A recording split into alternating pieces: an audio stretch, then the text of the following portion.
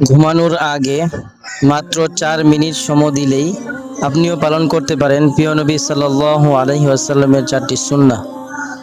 আমরা প্রতিদিন ঘুমাই, কিন্তু ঘুমানোর আগে সহজ সুন্নাহগুলো ভুলে যাই। আজকে আমরা জানব ঘুমানোর আগে সহজ ৪টি সুন্নাহ। প্রথম সুন্নাহ হলো উজু করে ঘুমানো। রাসূল সাল্লাল্লাহু আলাইহি ওয়াসাল্লাম ঘুমানোর আগে উজু করতেন। এতে শরীর ও মন দুটোই প্রশান্তি হয় এবং পবিত্র অবস্থায় ঘুমানো হয়। দ্বিতীয় সুন্নাহ হলো বিছানা ঝেড়ে নেওয়া। রাসূল সাল্লাল্লাহু আলাইহি ওয়াসাল্লাম শিখিয়েছেন ঘুমানোর আগে বিছানা ঝেড়ে নিতে। এটা শুধু সুন্নাহই না, এটা আমাদের জন্য পরিচ্ছন্নতারও শিক্ষা। তৃতীয় সুন্নাহ হলো ঘুমানোর আগে দোয়া এবং জিকির পড়া।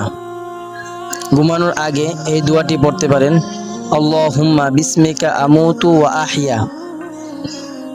এছাড়াও পড়তে পারেন সুবহানাল্লাহ ৩৩ বার, আলহামদুলিল্লাহ ৩৩ বার, আল্লাহু আকবার ৩৪ বার। চতুর্থ সুন্নাহ হলো ঘুমানোর আগে ডান কাত হয়ে শোয়া। রাসূল সাল্লাল্লাহু আলাইহি ওয়াসাল্লাম ডান কাতে শুয়ে ঘুমাতেন। এগুলো মনকে শান্ত করে এবং আল্লাহর স্মরণে ঘুমাতে সাহায্য করে। সুবহানাল্লাহ। এই ছোট ছোট সুন্নাহগুলো আমাদের দৈনন্দিন জীবনকে আরো সুন্দর করে তোলে। সুতরাং আজ রাত থেকেই চেষ্টা করুন এই আমলগুলো নিয়মিত করার।